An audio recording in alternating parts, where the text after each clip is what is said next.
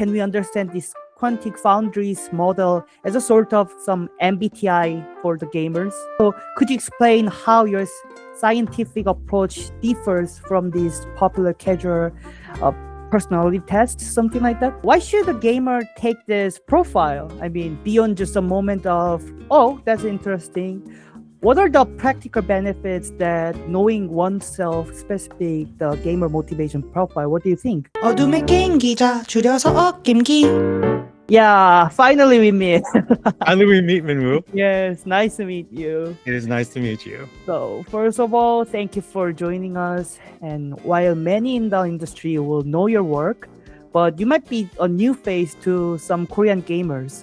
So, could you please introduce yourself and about Quantic Foundry? Absolutely. So, my business partner and I, we've actually been working together for a little over 20 years. We started Quantic Foundry 10 years ago.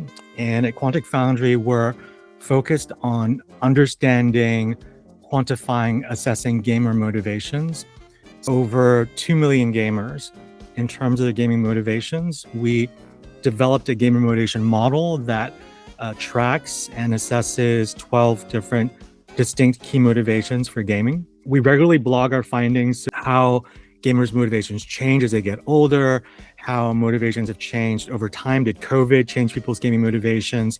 And then we primarily work with game companies, helping them understand gaming audiences. Maybe there's some blog post about my next question. So, why should a gamer take this profile? I mean, beyond just a moment of, oh, that's interesting.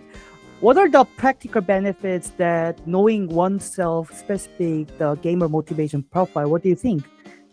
Yeah, there are a couple of things that we hear from gamers who've taken the profile.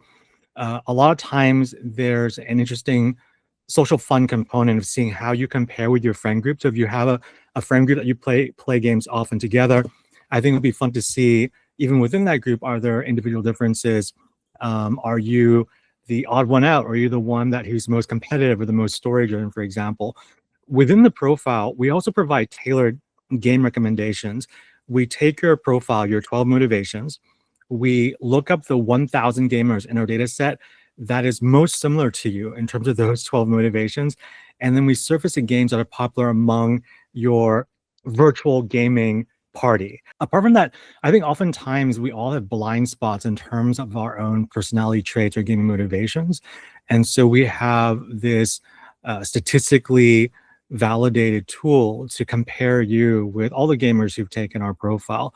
So you get fairly accurate measurements of your motivations against everyone else. So knowing that and kind of getting a very clear picture.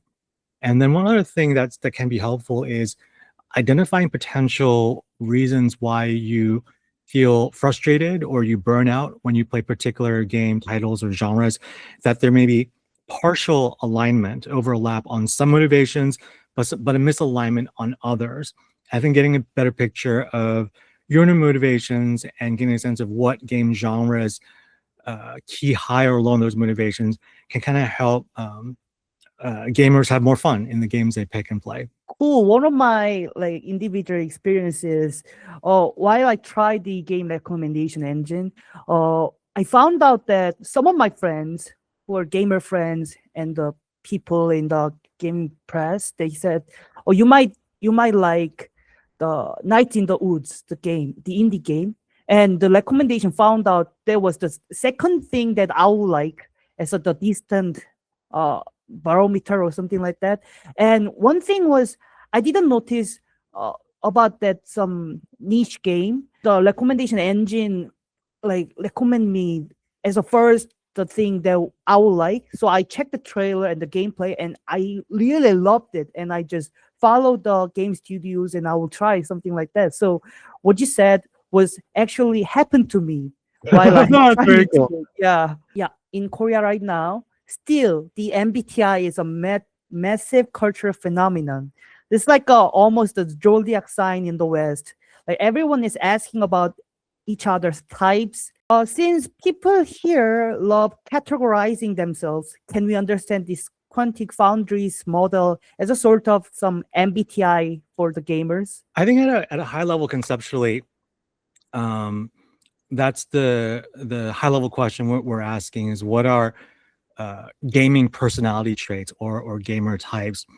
What we do is we're borrowing a lot of the established research methods in personality psychology research, for example, and applying them specifically in the context of gamers. The current gold standard in personality psychology, it's called the Big Five, was developed using statistical analysis, using factor analysis, using survey research, were the exact same methods, the steps we took to develop the gamer motivation profile. So absolutely, this at a high level, the question of like, how are gamers different from each other, and how do we identify the distinct traits? How do we measure them, and so forth?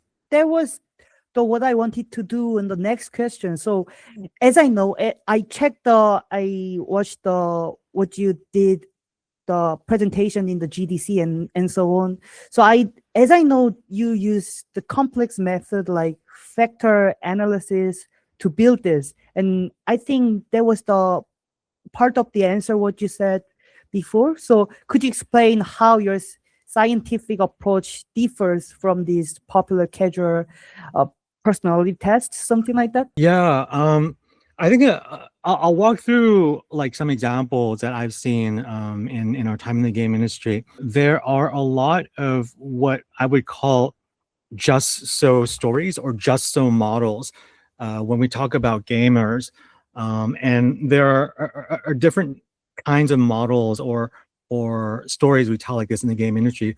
So back in the EverQuest, World of Warcraft era of MMOs, there was a very particular story we told, even among game designers and among gamers, that when you look at social, there's a kind of spectrum that on one side, you have your social care bears. They're the warm and fuzzy gamer types. They run guilds, right? They're your guild mamas and guild papas. And then on the other side are the cold-hearted, cutthroat PvP players. And then the story is that they're kind of diametrically opposed, right? They're on this line. On one side, you have the Care Bears. On the other side, you have the PvP players.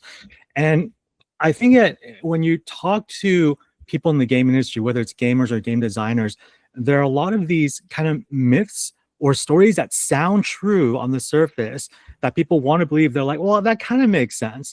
And so over time, we had kind of accumulated a lot of these stories that were never statistically tested. But these are questions that we can test statistically. So we can have a couple questions. Do you enjoy being in a guild? Do you like teamwork? Do you like chatting with friends online? Do you use games to hang out with friends online?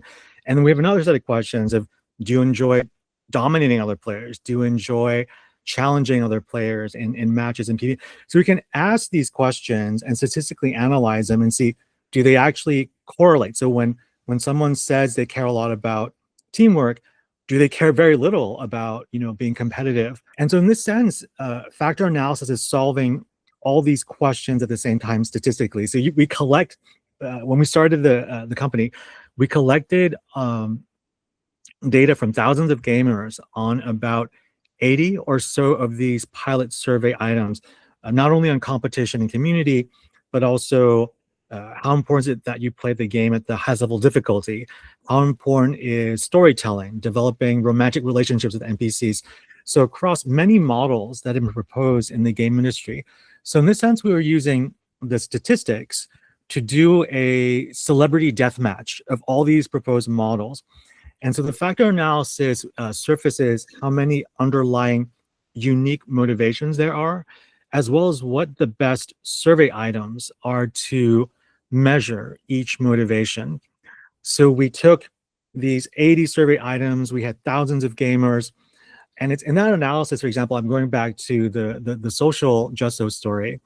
So what we found is that among gamers at large, competition and community. So community is the combination of teamwork and social interaction, being in a group, being in a guild, and so forth, that those two motivations are actually positively correlated. The more someone cares about one of those, the more likely to care about the other. So it's exact kind of like flip of the story we used to be telling. And it kind of makes sense when you reframe it as community and competition are really just different flavors of social. So when you have a gamer who enjoys, social interaction, whether it's giving gifts or saying hello or dressing up together, joking, poking fun of them, sharing funny stories, working on the same team, or competing against them, it's just one big bundle of social. It's not true for everyone, right? But statistically, when you analyze across thousands, millions of gamers, those two motivations are actually positively correlated.